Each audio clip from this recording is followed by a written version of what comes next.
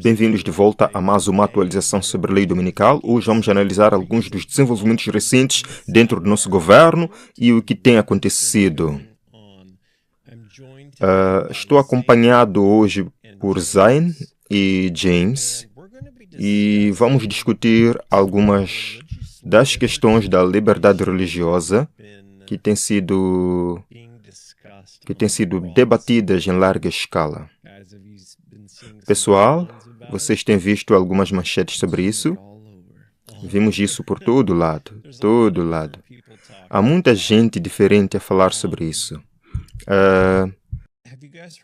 Vocês ouviram falar sobre a criação da Comissão da Liberdade Religiosa?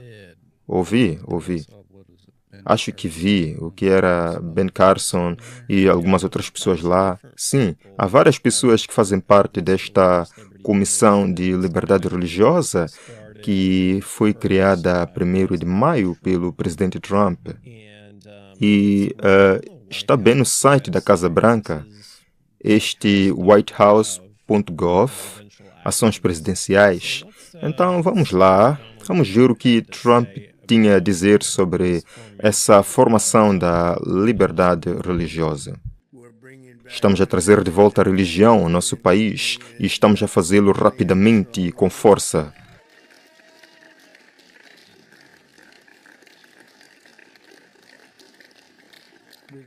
Porque para a América ser uma grande nação, temos de ser sempre uma nação sob Deus.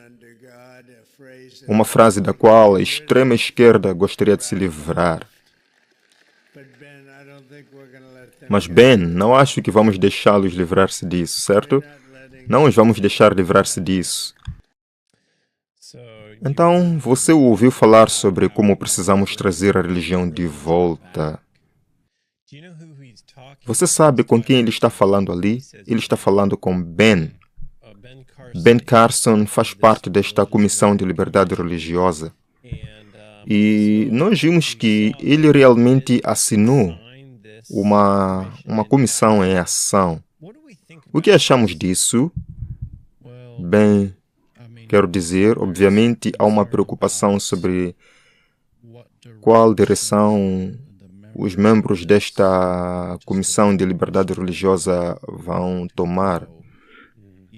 Você sabe, algumas pessoas estão dizendo, bem, vocês adventistas não deveriam se preocupar. Vocês têm Ben Carson lá, ele é adventista do 7º dia, certo? Quero dizer, quando vi aquele episódio com Tucker Carlson, acho que foi há cerca de 1 ano ou algo assim, sim? Você sabe, vi o Ben Carson a falar sobre como o bem comum é realmente um bom princípio a seguir. Não acho que ele tenha percebido completamente as origens do pensamento de Tomás de Aquino e como o catolicismo implementou classicamente o bem comum. Eles compreenderam um conceito chamado o bem comum. Essa é uma linguagem que se vê em grande parte dos escritos dos nossos fundadores, o bem comum. O que é bom para todos nós. Não é o que é bom para a seção polaca, ou a seção alemã, ou a seção africana, mas o que é bom para todos. E isso foi uma das coisas que fez a diferença. Sabem, se era época de colheita e o Sr. Johnson partiu a perna, todos os outros colhiam as suas colheitas. Não diziam, você é democrata ou republicano? Qual é a sua religião? Não. Diziam, você é meu vizinho e precisa de ajuda. Essa foi uma das verdadeiras forças da nossa nação. E estamos a permitir que isso seja destruído. Estamos a ser manipulados. E uma das razões pelas quais acredito que isso está a acontecer é porque somos o maior obstáculo a um governo mundial e a uma dominação mundial. Mas não podemos ser superados militarmente. Por isso, tem que nos vencer destruindo-nos de dentro. Isso foi implementado de uma forma que nega a liberdade individual. Sim. Na verdade, Stephen Wolf fala sobre isso no seu canal do YouTube recentemente, onde algumas das comunidades, mesmo aqui no Tennessee, que estão começando a se formar, algumas das maneiras como poderiam implementar o bem comum seriam: se você decidisse construir um armazém na sua propriedade que fosse um desaforo para outras pessoas na sua comunidade, você viola sim o bem comum. E, portanto, foi implementado de uma forma que nega a liberdade individual. Mas a outra coisa que Carson falou foi que a separação entre religião e Estado não está em lado nenhum da Constituição. Uma das razões pelas quais as pessoas falavam sobre o bem comum e acreditavam que era importante é porque eram cristãos e, portanto, acreditavam na igualdade moral da humanidade, porque cada pessoa é criada por Deus. Ao mesmo tempo, o governo dos Estados Unidos parece estar abertamente hostil ao cristianismo, particularmente à administração Biden-Harris. Você nota isso, essa hostilidade em relação a... Oh, sem dúvida. Mas reconheça que isso faz parte do plano geral do marxismo, que o marxismo e o comunismo são muito antirreligiosos, porque eles querem que você dependa do governo. Eles não querem que você dependa de Deus. Viste todos os protestos que ocorreram recentemente, quando o governador de Louisiana disse: vamos ter os 10 mandamentos nas escolas. Oh, não podemos fazer isso. Isto é horrível. Separação da igreja e do Estado. Sabes, a Constituição não diz nada sobre a separação da igreja e do Estado, a propósito. Isso tem sido tremendamente distorcido. Mas gosto de perguntar a essas pessoas exatamente por que não querem que os 10 mandamentos sejam ensinados. O que há de errado com não matarás? O que há de errado com não roubarás? Não cometerás adultério? Não mentirás? Não cobiçarás? Honra os teus pais. O que há de errado com essas coisas? E claro, nunca tem uma boa resposta para o que há de errado com elas, porque não há nada de errado com elas. Agora, você sabe, quando leio a carta de Thomas Jefferson e vejo a parede de separação que se pretendia construir, diria que era certamente a intenção deles, e eu acho que vemos refletida na primeira emenda. Mas se você não está vendo isto, isso realmente me preocupa quanto à questão. É sua visão clara o suficiente para realmente reconhecer o princípio? Certo. Bem, você sabe, um dos versículos da Bíblia que eu penso... Você se lembra de como os fariseus justificaram a morte de Jesus? Disseram: é melhor que um homem mora do que toda a nação pereça. E assim, essa é a mentalidade do bem comum, certo? Se uma pessoa morre para o bem de muitos, está tudo bem. E enquanto sabes, eles podem não dizer uma afirmação tão audaciosa na frente, é isso que as estradas do bem comum levam você, certo? Você pode negar liberdade, pode negar justiça a um grupo de pessoas, se for para o bem de todos. Há outro vídeo aqui do presidente Trump. Vamos dar uma olhada e ver. E você sabe, eles trabalham diretamente da Casa Branca, nunca fizeram isso, nunca foi feito antes, nenhum outro presidente permitiu isso, eu acho. Você sabe, eles dizem separação entre igreja e Estado, eles me disseram, eu disse, certo, vamos esquecer isso por uma vez. Nós dissemos realmente a separação. Eu não sei, é uma coisa boa, uma coisa má, não tenho certeza. Mas quer haja separação ou não, vocês estão na Casa Branca onde deveriam estar e estamos a representar o nosso país e estamos a trazer a religião de volta ao nosso país. E isso é algo importante.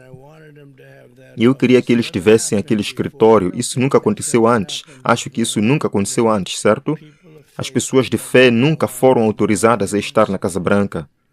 Provavelmente seremos processados amanhã porque vão dizer: igreja, separação entre igreja e Estado. Não se pode fazer isso, certo? Mas... Então, vocês viram este clipe? Quais foram as vossas opiniões sobre isso? Viram como ele está a brincar sobre como... sabem, provavelmente vou ser processado amanhã por pessoas a dizer-me: oh, não podes fazer isso. Quais são os vossos pensamentos sobre isso? O que acham da mentalidade nessa situação? Eu penso que, obviamente, quando isto aconteceu pela primeira vez, e sabem, as pessoas estavam a postar sobre isso, eu vi manchetes e depois, quando fui realmente ver o clipe, achei que era... Pode-se perceber que, sabem, ele está a brincar, meio que... Mas, ainda assim, o fato de termos chegado ao ponto em que o presidente faz piadas sobre a separação entre a igreja e o Estado e depois faz piadas sobre ser processado, mostra realmente que ele não é assim tão sério. Como um dia antes disso, ele tinha publicado no seu Twitter uma imagem dele como Papa. E sabes, desde que o Papa Francisco faleceu, isso é um pouco... Basicamente, ele mostra-te onde está a sua mentalidade. Sim, sim. Eu também havia publicado algo sobre isso, onde, como sabem, Justiniano, na época, tipo 538, meio que fez a transição de se demonstrar como um guerreiro para se apresentar como um teólogo nas suas moedas, como na numismática. Portanto, vê-se evidências de que esta não é a primeira vez que um líder mundial começa, de certa forma, a sinalizar a sua participação na religião. Mas a sua posição é muito inconsistente com a carta de Thomas Jefferson aos batistas, e vou apenas ler uma declaração dessa carta. Contemplo com soberana reverência o ato de todo o povo americano que declarou que a sua legislatura não deve fazer nenhuma lei respeitando o estabelecimento da religião ou proibindo seu livre exercício. Assim, construindo uma parede de separação entre a Igreja e o Estado.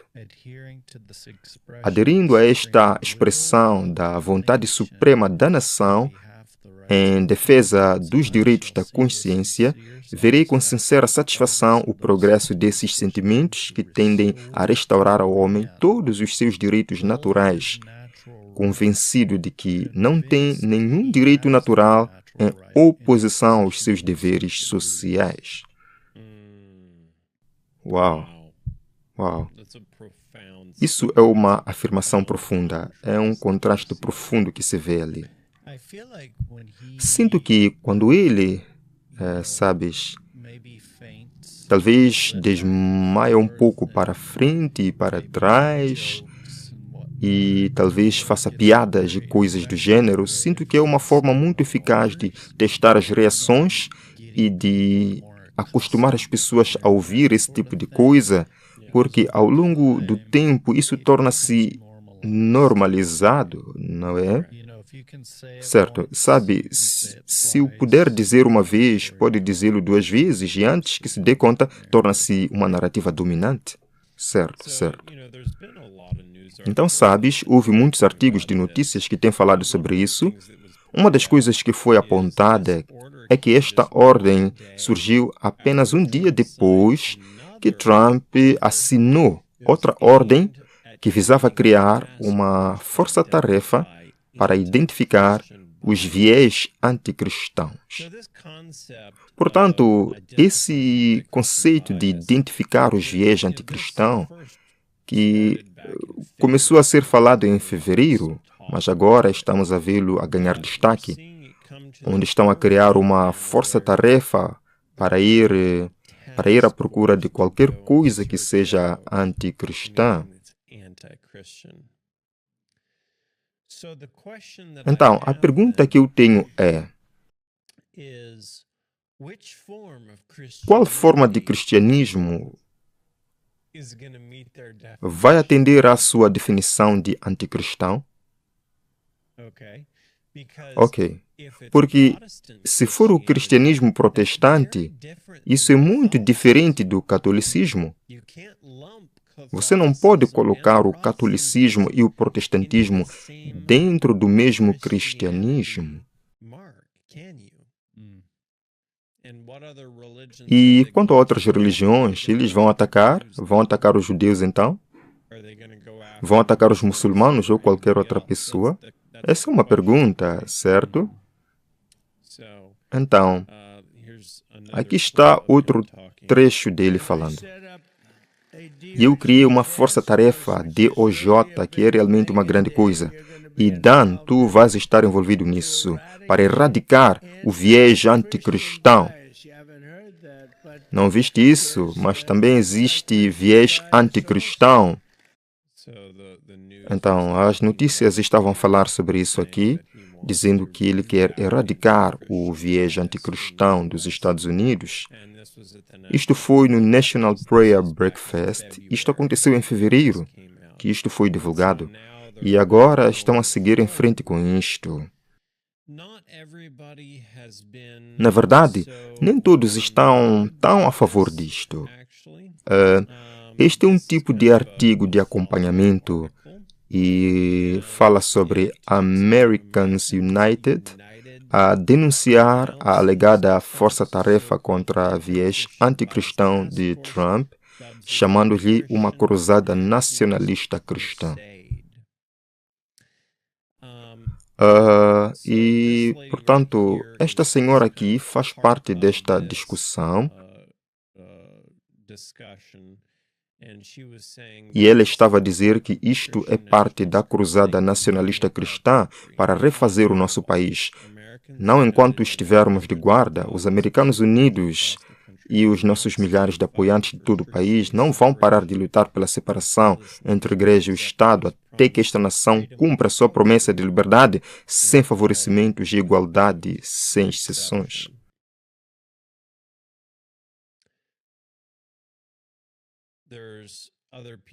Há outras pessoas aqui que ficaram imediatamente preocupadas com os comentários de Donald Trump sobre a separação da Igreja e do Estado e estavam a falar sobre como, basicamente, ele só quer rasgar a Constituição.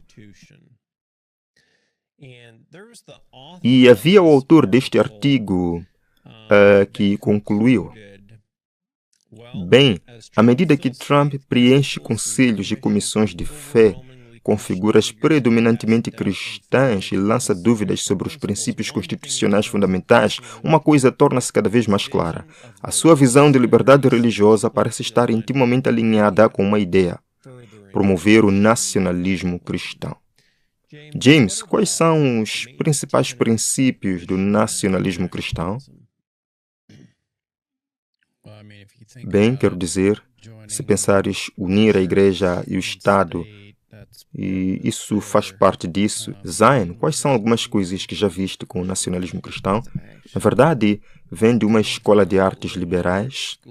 Na verdade, tivemos um curso onde tivemos que aprender sobre todas as visões do mundo diferentes diferentes sobre religião. Obviamente, sendo uma escola de artes liberais, o nacionalismo cristão foi mal visto, mas basicamente, por exemplo, vou usar o regime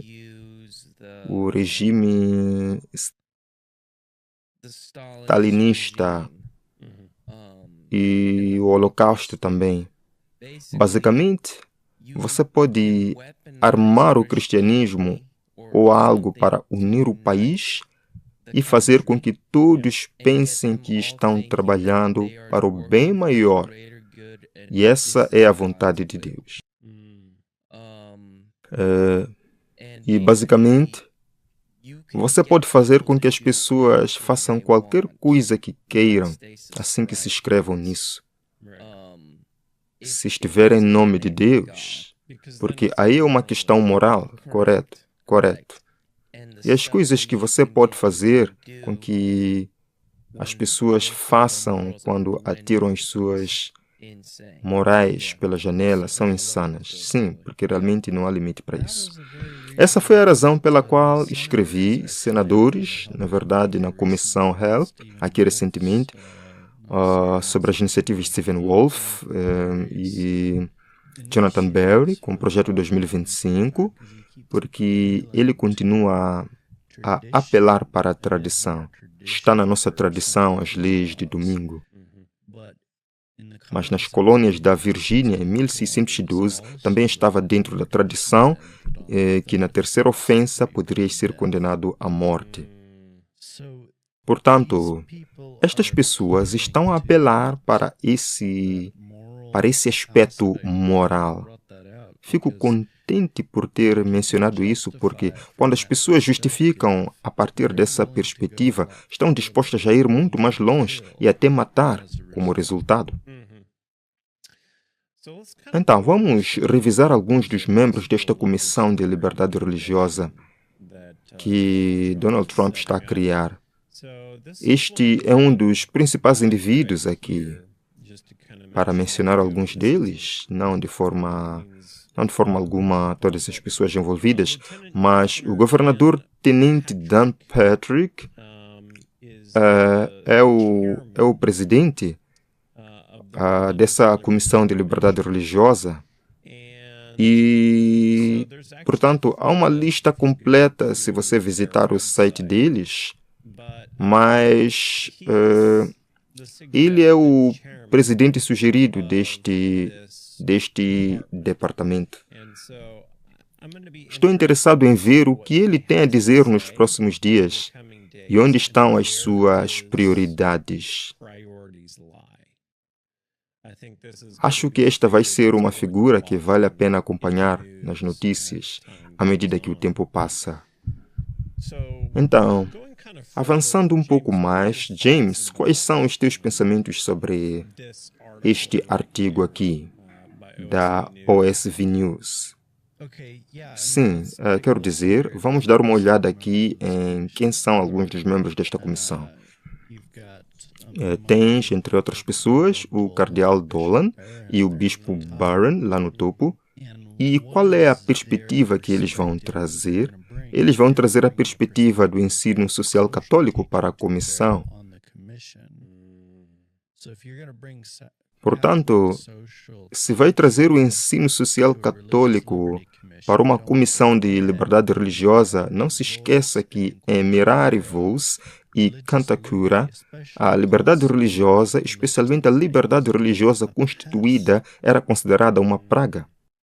Assim, esta não é a maneira de promover a liberdade religiosa, é uma forma de fazer parecer e sinalizar virtude que está a promover a liberdade religiosa, mas está a colocar no comando exatamente as pessoas cujo objetivo declarado no século XIX era destruir a liberdade religiosa constituída como uma praga, um delírio. Sabes, tens também a Paula White muito envolvida nisto. Portanto, este conceito de ensino social católico Por que que isto é antitético à nossa compreensão do cristianismo? Além da liberdade religiosa, o que mais é discutido no ensino social católico? Há a ideia de propriedade partilhada, certo? Para onde, na verdade, a distinção universal dos bens. Isso estava na encíclica do Papa recente, correto? Não tanto na dele, encontra-se mais na Rerum Novarum.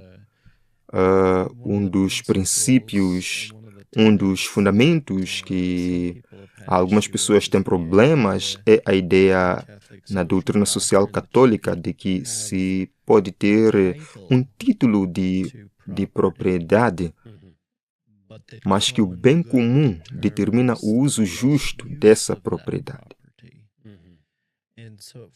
E assim, fundamentalmente nega os direitos de propriedade. Essencialmente, mantém-os em nome, mas não na função.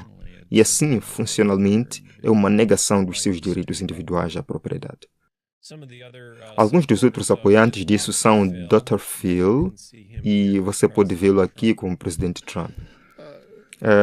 Senhor presidente, eu não posso dizer-lhe, em primeiro lugar, o quão orgulhoso estou por ver a religião a voltar à Casa Branca.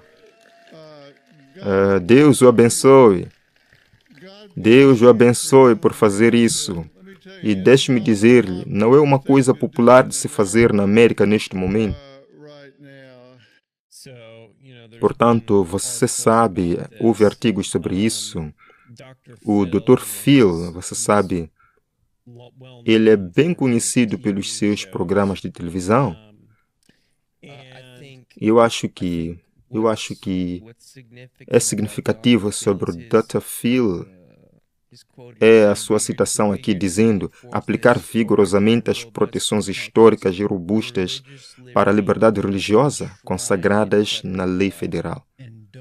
E não se esqueça de que no Catecismo 2188, a maneira como eles enquadram o descanso de domingo é que é uma proteção. Eles veem isso como uma proteção da liberdade individual de usar o governo para impor legislação para o descanso ao domingo. Portanto, não se esqueçam, eles vão vender tirania religiosa sob a aparência de proteger os direitos dos trabalhadores. E assim, uma das preocupações que tenho com isso é a forma como isso vai ser interpretado no outro lado com o catolicismo. Eles vão voltar ao artigo 1, seção 7, cláusula 2 da Constituição, que fala sobre os domingos, exceto para projetos, e vão fazer um argumento constitucional de que alguma forma licencia, pelo menos nesta questão, a capacidade do governo de vir e proteger os trabalhadores, como dizem, obrigando que você precise encerrar. Agora, isso, claro, vai erosar os direitos do proprietário do negócio, certo? Vai envolver o governo em algo com o qual eles não deveriam se envolver. Isso deveria ser determinado entre o empregado e o seu empregador. Não deveria envolver o governo de forma alguma e deveria ser uma decisão tomada livremente. No entanto, essa é a minha preocupação sobre para onde isso está indo. Agora, talvez o Dr. Phil não concorde com tudo isto, mas há outros membros da comissão que estão. Sim, há mais alguns clipes aqui. Assim como o Dr. Ben Carson, bem, não tenho muito a dizer sobre o Ben. Ele tem estado comigo desde o início. Sabes, ele estava a fazer campanha contra mim inicialmente. Posso contar essa história, Ben? Não te importas? Tens a certeza de que não te importas? porque ele estava a fazer a campanha, ele foi muito eficaz e estava a subir nas sondagens. E ele olhou para mim cerca de 3 ou 4 debates depois e disse: sabes que vais ganhar por muito, não sabes? Isto foi durante 2016. E eu disse: o que queres dizer, Ben? Estás a fazer campanha? Não digas isso, Ben, estás a fazer campanha. Tens uma oportunidade? Ele estava um pouco atrás, mas bastante longe, longe o suficiente. Mas ele disse: sabes que vais ganhar. Estas pessoas não te conseguem vencer, ninguém vai conseguir vencer. Eu disse: por quê? Ele disse: porque Deus está contigo. Eu disse: isso é bom. Depois ele disse isso novamente na igreja. Lembras-te disso, Ben? Ele puxou-me para o lado e disse: lembras-te do que te disse? Deus está contigo e continuamos a ganhar. Então, o Dr. Ben Carson, ele tem estado com Trump desde o início e ele foi, na verdade, o secretário de Habitação e Desenvolvimento Urbano durante o primeiro mandato de Trump. Ele também foi o presidente nacional da fé durante a campanha de 2024.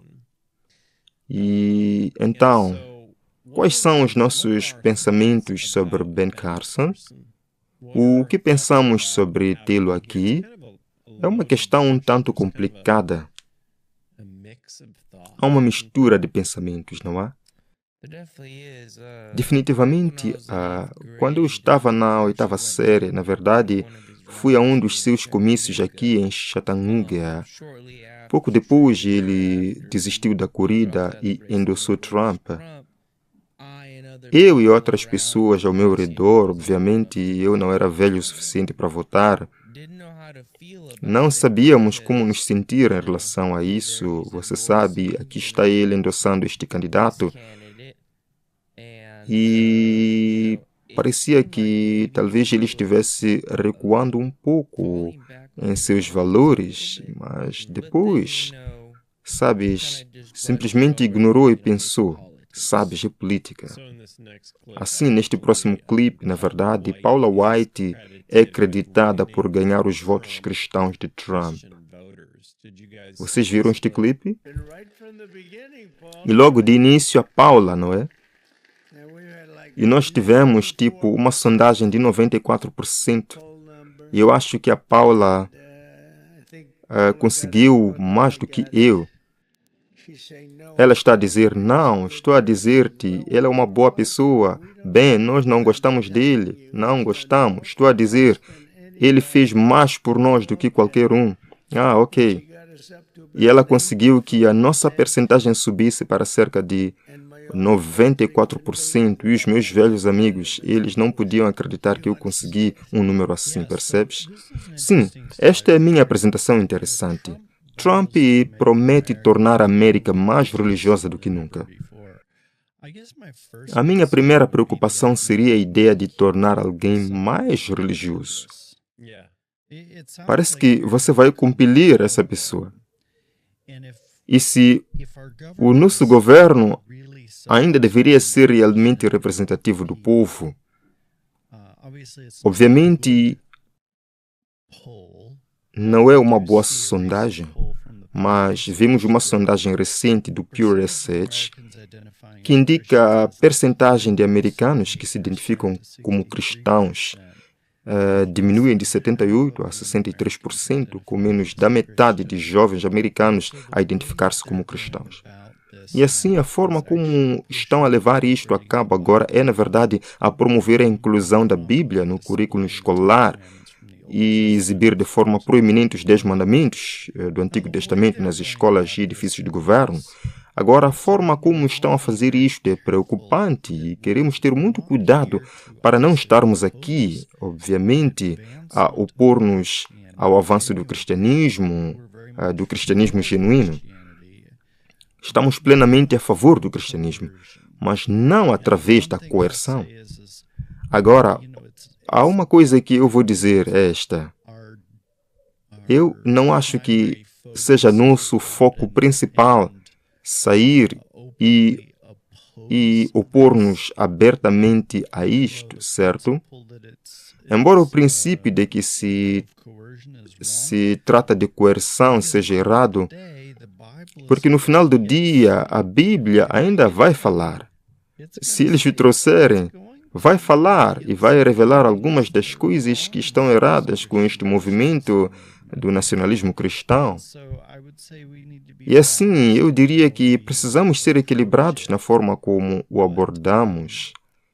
Mas eles estão, obviamente, a ver um problema aqui, mas estão a tentar abordá-lo de uma forma que mina os valores americanos e a liberdade religiosa.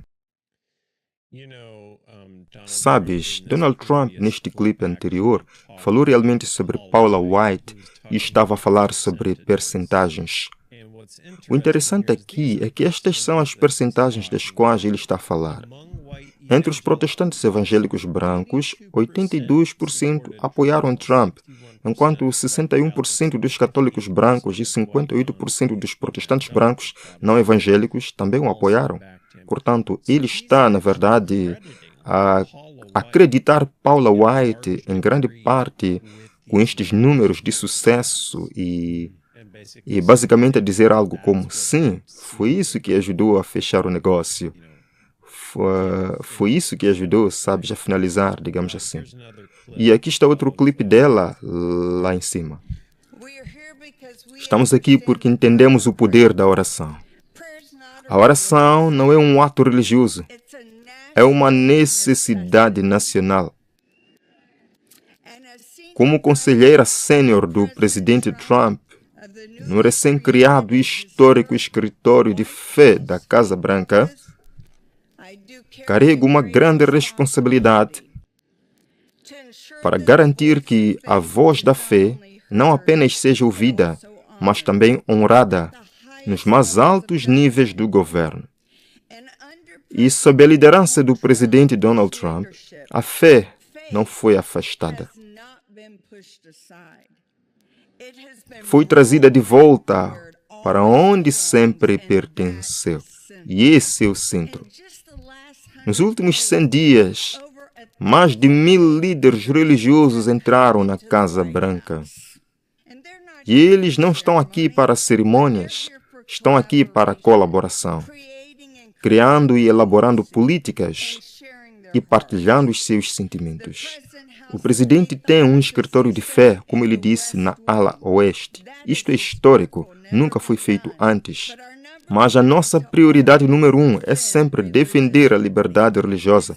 Foram assinadas ordens executivas para acabar com a utilização do governo contra pessoas de fé, incluindo pais católicos tradicionais que foram vigiados pelo FBI, defensores da vida. Deus Pai, viemos diante de Ti em nome de Jesus, elevamos o presidente Donald Trump e pedimos que lhes deixe sonhos e visões divinas. Mostre-lhe. Clamamos por um reinício espiritual na nossa nação, um regresso ao que é correto, um respeito pelo que é sagrado, um realinhamento com Teu propósito divino. Que possamos dar as boas-vindas ao tão esperado tempo que os Teus profetas prometeram, um tempo de paz e compreensão entre os povos, bondade e graça. Que não haja mais guerra ou conflito com a vinda de Messias, o nosso Redentor justo, em breve nos nossos dias. Reconhecemos, Senhor, que uma vez que a justiça só pode ser baseada na lei moral e a lei moral na lei eterna, somos de fato uma nação sob Deus. Então, qual foi o seu pensamento sobre a Paula White a rezar para que Trump tivesse visões de sonhos? A Bíblia fala realmente sobre como haverá grandes sinais e maravilhas, certo? E se ler o livro Grande Conflito, também fala sobre como haverá um falso reavivamento.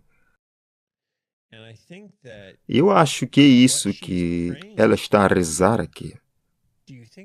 Você acha que isso vai cair em ouvidos surdos e que nunca haverá visões ou sonhos? Ou você acha que haverá visões e sonhos? Eu acho que isso definitivamente poderia acontecer. Pessoalmente, eu fiquei apenas apanhado no aspecto da paz e segurança. Quando disserem paz e segurança, destruição súbita, certo? Mas sim, há muita coisa a ser desvendada. E essa é a questão. A narrativa do grande conflito também nos mostra que, quando os acontecimentos finais chegarem, virão com uma força ofuscante. Vai ser muito rápido. Os eventos finais serão muito rápidos. Portanto, eu acho que estamos a ver isso aqui, onde tantas coisas estão a juntar-se. Quero dizer, quanto tempo levou para balançar assim? Apenas passaram 100 dias do primeiro mandato do Trump e já estamos a ver este impulso monumental numa certa direção. É como se o país estivesse preparado para isso, pronto para seguir em frente. Boom! A mudança foi feita e tudo está a acontecer.